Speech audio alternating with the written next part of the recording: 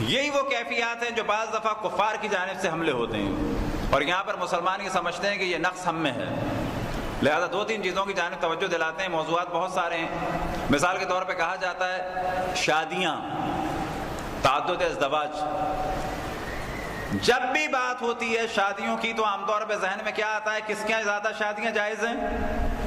مسلمانوں میں ہے، ایسا کہ نہیں ہے؟ ایک پورا جنرل اوپینین ایسا بنا دیا گیا ہے، عیسائی، یہودی، ہندو، بدھسٹ، سب نے کہ مسلمانوں میں شادیاں زیادہ ہوتی ہیں۔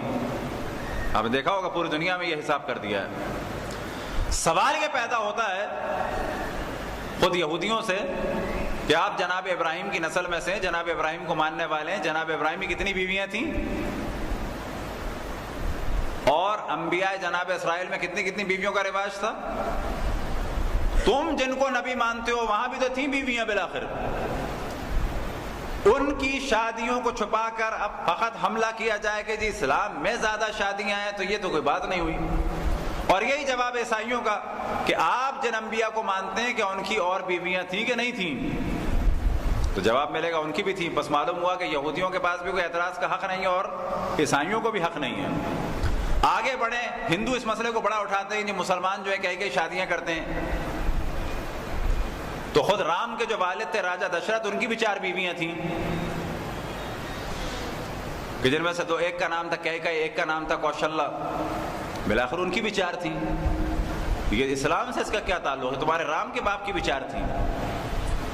بلکہ یہاں پر یہ ڈسکس کرنا چاہیے، اب آپ دیکھیں کہ ان کے کیا ہے، لیکن اعتراض وہ ہم پر کر رہے ہیں۔ اگر آپ ہندوؤں میں جائیں تو وہاں پر ایک مخصوص جنگ ہے پانڈو اور کورموں کی۔ پانڈو 5 بھائی تھے، ان 5 بھائیوں کی جنگ تفصیل سے ہے اور وہ حق پر تھے،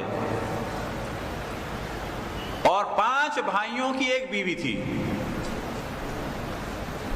اب آپ بتائیں کہ واقعا ہندوؤں کو حق پہنچتا ہے کسی مسلمان سے کہیں تمہارے یہاں 4 شادیاں ہیں، تمہارے یہاں ایک عورت کے 5 شوہر ہو سکتے ہیں کہ نہیں ہو سکتے؟ بالآخر یہ مہابھارت کا مین موضوع ہے۔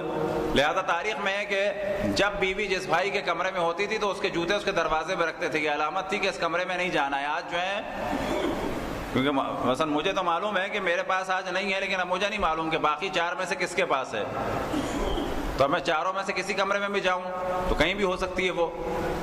میں 5واں فرض کریں، ابھی 4، تب 4 میں سے کہاں ہیں ہمیں نہیں پتا، تو لہذا جوتے رکھے جاتے تھے۔ تو اس طرح کے بہت سارے اعتراضات ہیں جو اسلام پہ کیے جاتے ہیں، ان میں سے ایک تعدد الزواج۔ بس معلوم ہوا کہ یہ بھی ایسا کوئی اعتراض نہیں ہے، یہ وہ چیز ہے جو سب میں ہے۔ انہی میں سے اعتراض کیا جاتا ہے کنیزوں اور غلاموں کا۔ یہ اگر دیکھا جائے تو یہ بھی سب جگہ تھا سابقہ دور میں۔ جناب ابراہیم کی زوجہ بھی تھیں اور کنیز بھی تھیں، دیگر انبیاء کے پاس بھی کنیزیں تھیں، ہندوؤں میں چلے جائیں وہاں بھی کنیزیں تھیں۔ معلوم یہ ہوا کہ بہت سارے مشترکات ہیں ہندوؤں میں، عیسائیوں میں، یہودیوں میں، ان کے یہاں بھی ہے، ہمارے یہاں بھی ہے۔ سود یہودیوں میں بھی حرام ہے، ہم میں بھی حرام ہے۔ یہودیوں میں بھی سود حرام ہے، اتفاق سے جگہ ہم نے سیمینار میں موضوع رکھا تھا بائبل میں سود۔ عام طور پر عیسائی یہودی پورے یورپ امریکہ میں اعتراض کرتے ہیں مسلمانوں کی اقتصادیات نہیں چل سکتی کیونکہ ان کے سود حرام ہے۔ سوال یہ پیدا ہوتا ہے کہ فقط ہمارے یہاں حرام ہے یا تمہارے یہاں بھی حرام ہے؟ تو یہ ذہن میں رہے کہ آج کا جو دن ہے رسول اللہ سے منسوب ہے، بس سب سے اہم کام جو ہے وہ یہ ہے کہ ہم اپنے دین کو سمجھیں اور دین کے دفاع کی صلاحیت پیدا کریں۔